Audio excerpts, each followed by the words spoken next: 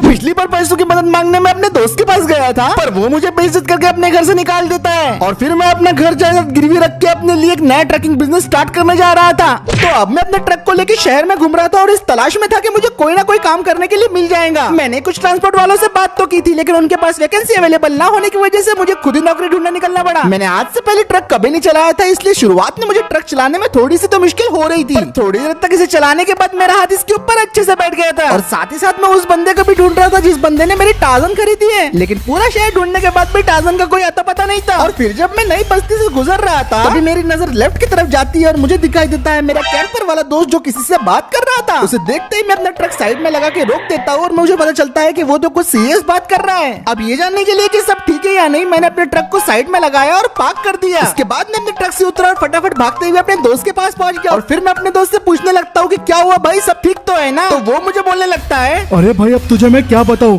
मुझे ये सारे के सारे बॉक्सेस को आज के दिन सत्तू सुपारी की फैक्ट्री में डिलीवर करना था, लेकिन मेरे कैंपर के इंजन ने आज जवाब दे दिया और उसकी सर्विसिंग बहुत जरूरी है। अरे भाई ये सब बातें नहीं चलेंगे, तूने बोला था काम आज होगा तो होगा, आज के आज ये सारे के सारे बॉक्सेस डिलीवर कर वरना तेरी नौकरी जाएंगी। साहब ऐसा मत करो, सच में मेरा कैंपर का इंजन खराब हो गया है। मारे को इससे क्या, हमारा काम आज ही होना चाहिए।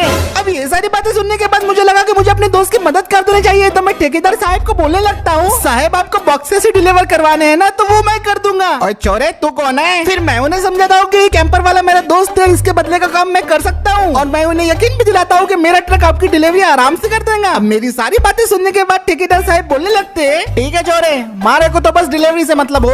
अब ठेकेदार साहब की ये बात सुन के मैं बहुत खुश हो गया था, इससे तो मेरे दोस्त की मदद हो ही जाएंगी, लेकिन साथ ही साथ मुझे ट्रांसपोर्ट सर्विस का थोड़ा एक्सपीरियंस भी मिल जाएगा। वाह भाई, एक तीर से दो निशाने। फिर उसके बाद ठेकेदार साहब मुझे डिलीवरी की सारी डिटेल्स और लोकेशन बता देते हैं और उन्होंने ये भी बताया कि सामान पे नजर रखने के लिए अल्ताफ मेरे साथ आएगा और फिर उसके बाद वो वहाँ से चले जाते हैं। उनके जाने के बाद मेरा कैंपर वाला दोस्त मुझे शुक्रिया कहता है और बोलता है कि तूने तो आज मुझे बचा ही लिया। और फिर वो मुझे बोलने लगता है, चलो भाई मुझे अभी से सर्विस कराने के लिए गैरेज में देना पड़ेगा। और फिर मेरा दोस्त अपने कैंपर में बैठता है, उसे स्टार्ट करके वहाँ से निकल जाता है। अब वो तो चला गया था अपने कैंपर की सर्विस कराने के लिए, लेकिन मेरा काम अब यहाँ से शुरू होता है। सबसे पहले ये ढेर सारे बॉक्सेस को मुझे अपने ट्रक के अंदर लोड करना था और लगभग 10 मिनट मेहनत करने के बाद फाइनली हमने सारे के सारे बॉक्सेस को अपने ट्रक के अंदर लोड कर दिया। अब मैं ट्रक के अंदर बैठ गया था और अल्ताफ सामान का ध्यान रखने के लिए ट्रक के ऊपर बैठ गया था और अब बारी थी डिलीवरी करने की, तो मैं फुल रफ्तार से एक्सेलरेटर दबा देता हूँ।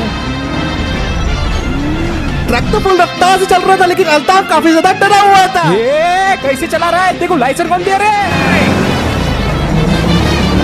मेरे सारे ड्राइविंग स्किल्स आज काम में आ रहे थे और मैं ट्रक को हवा की रफ्तार से भगाया जा रहा था। सिर्फ 2 मिनट के अंदर ही मैंने छोटी बस्ती को पार कर लिया और उसके बाद मैं वेस्ट साइड की तरफ निकल पड़ा। और ऑफ रोड रेस का सारा एक्सपीरियंस तो तब जाके काम में आया जब मैं इस ट्रक को ऊबड़ खाबड़ रास्तों में चला रहा था और ऊबड़ खाबड़ रास्तों पर मैंने इसे आराम से कंट्रोल कर लिया। डिलीवरी को पूरा करने के लिए हमारे पास सिर्फ और सिर्फ 15 मिनट ही बाकी थे और किसी भी हालत में मुझे इसे कंप्लीट करना ही था।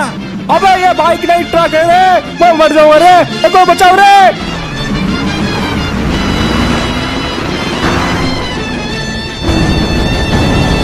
और फाइनली हम आधा घंटा सफर करने के बाद आखिरकार अपनी मंजिल की तरफ पहुंच गए थे। फिर मैंने अपने ट्रक को गोडाउन की तरफ मोड़ दिया और गोडाउन की तरफ रास्ता काफी ज्यादा ऊबड़ खाबड़ था। 200 मीटर और चलने के बाद फाइनली हम सत्तू सुपारी की फैक्ट्री वाली साइड के ऊपर पहुंच गए थे। फिर मैंने ट्रक को रिवर्स किया और पार्किंग में लगा दिया और इसी के साथ मेरी पहली डिलीवरी सक्सेसफुली कंप्लीट हो गई थी। फिर अल्ताफ ट्रक से उतरा और मुझे बोलने लगता है, अरे तू पागल है क्या रे, ऐसा ट्रक कौन चलाता है रे? मैं गिरने वाला था, 2 मिनट और ऊपर रहता ना मेरी जान चल जाती। अल्ताफ की बात सुन के मैं बोलता हूँ कि डिलीवरी टाइम पे करना जरूरी था, इसलिए मैंने ऐसा चलाया। लेकिन फिर अल्ताफ कुछ ऐसा बोलता है जो मैंने एक्सपेक्ट नहीं किया था। पर कुछ भी हो, ट्रक तो तूने बढ़िया ही चलाया। तेरे जैसे लोगों की मार्केट में बहुत वैल्यू है। देख मैं देखो कुछ लोकेशन व्हाट्सएप कर रहा, वहाँ पर जाओ फटाफट पार्सल उठा ले, बोलना अल्ताफ भाई ने भेजा था। ये बात सुन के मैं काफी खुश होता हूँ और पूछता हूँ कि अल्ताफ भाई इसके पैसे तो मिलेंगे ना मुझे? हाँ हाँ बिल्कुल मिलेंगे, जितना भी मिलेगा अपन दोनों बांट लेंगे। हाँ और एक और बात, मेरे मालक को मत बताना। ये सारी बातें होने के बाद मेरे व्हाट्सएप पे सारी डिलीवरीज की लोकेशन आ गई थी और यहाँ पे मुझे आज सारी की सारी डिलीवरीज को कंप्लीट करना था। इस काम में भले मुझे पैसा कम मिले, लेकिन ये मेरे लिए एक बहुत अच्छी शुरुआत थी। तो अल्ताफ से मैं इस काम के लिए मान जाता हूँ और फाइनली मेरा ट्रक ड्राइवर का धंधा शुरू हो गया था। अब मुझे बस अल्ताफ भाई के बताए हुए ठिकानों पर जाना था और अपनी डिलीवरीज को स्टार्ट करना था। अरे बेटा, मेरी मछलियों को चांदी चौक पहुंचाना है, क्या तुम पहुंचा सकते हो? बिल्कुल हो जाएंगी, बस अब एडवांस पेमेंट कर दो। भाई यार मेरे जिम के सामान को गोकुल गली पहुंचा दे। ये तो 10 मिनट में ही हो जाएगा, अभी पहुंचाता हूँ। बेटा दहेज का सामान है, जल्दी बल्लाशा पहुंचा दे। फिक्र मत कीजिए अंकल, दहेज का सामान है तो मैं तो अच्छे से ही लेके जाऊंगा। अरे भाई मेरे घर का सलाब गिर रहा है, जल्दी से ये रेती जमनट्टी पहुंचा दे। पर ये रेती तो आपकी नहीं है, आप तो रेती चुरा रहे हो। अबे वो छोड़ मत, तेरे को दुगना पैसा दे रहा ना। ठीक है, काम हो जाएगा। बेटा ये मुर्गिया रिजवान भाई की दुकान में पहुंचा दे। ओके, मैं चला रहा था चौक में।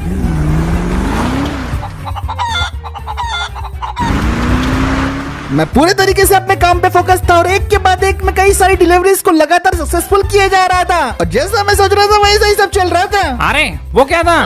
मुझे उस ट्रक का ड्राइवर कहीं जाना पहचाना लगा। मुझे नहीं पता। मैंने सोचा नहीं था कि धंधे के पहले ही दिन मुझे इतने सारे ऑर्डर्स आना शुरू हो जाएंगे। मुझे तो कई बार कई शोरूम से भी ऑफर आने लग गए थे। वो लोग चाह रहे थे कि मैं उनकी बाइक्स को इधर से उधर ट्रांसपोर्ट करूं। ऐसी कोई चीज नहीं थी जिसे ट्रांसपोर्ट करने के लिए कॉल मुझे नहीं आ रहा था। मैंने पूरे दिन में 30+ डिलीवरीज कर दी थी और उसी के साथ साथ मुझे और भी ज्यादा ऑर्डर्स आने लग गए थे। पत्थर हो या फर्नीचर, मेरा ये ट्रक सब कुछ हैंडल कर पा रहा था और मुझे ये अभी तक की सबसे बेस्ट इन्वेस्टमेंट लग रही थी। और खतरनाक से खतरनाक रास्तों पे मेरा ये ट्रक मुझे बहुत अच्छे से हैंडलिंग और कंट्रोल प्रोवाइड कर रहा था। मैंने खदानों में भी बड़े बड़े पत्थरों की डिलीवरी कर दी। साहब पत्थर आ गए। और ये सब कब था? मैं तो बारातियों को भी शादी में छोड़ने का काम कर रहा था। अरे यार ये श्रीमिक भवन कब आएगा? इस पूरे दिन में मैंने 3 से ज्यादा शादियों में बारातियों को पहुंचाया और फाइनली फिर आज का दिन खत्म हो गया। अब दिन खत्म होने के बाद फाइनली मैं अपने घर में आ गया था और इतना सारा काम करने के बाद मैंने अच्छा खासा पैसा जमा लिया था। मैंने अपने सारे कमाए हुए पैसे को बिस्तर में फैला दिया था क्योंकि बहुत दिन से नोटों की गर्मी मैंने महसूस नहीं की थी। इस ट्रक वाले बिजनेस से तो मुझे एक ही बात पता चल गई थी कि इस बिजनेस में काफी ज्यादा पोटेंशियल है और अब मुझे बहुत सारे लोगों को हायर करना था ताकि मैं एक ट्रक की एजेंसी बना सकूं। मैं इस शहर का सबसे बड़ा ट्रांसपोर्ट बिजनेस की शुरुआत करने जा रहा था, लेकिन मुझे क्या पता था कि मेरे पीछे कुछ और ही चल रहा है।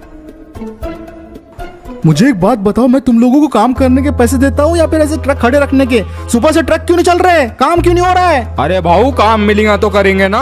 भाऊ कोई नया ट्रक ड्राइवर आया है, 10 मिनट के अंदर डिलीवरी कर देता है, वो भी सुपर फास्ट। क्या बकवास कर रहे हो? ऐसा नहीं हो सकता। अरे भाऊ सच्ची बोल रहा है ये, हर कोई सिर्फ उसके पास ही जा रहा है अब। क्योंकि वो सस्ते में काम करता है। मुर्गी वाले से लेके गिट्टी वाले तक सब उसके पास ही जा रहे हैं भाऊ। ऐसे ही चलते रहा ना भाऊ तो ट्रक बेचने पड़ेंगे। कुछ दिनों में तो डीजल डालने के भी वांदे लग जाएंगे भाऊ। भाऊ ऐसे रहा तो अपना धंधा खा जाएगा, आपकी इज्जत मिट्टी में मिल जाएंगी, मिट्टी में। अपनी जबान पे काबू रखो।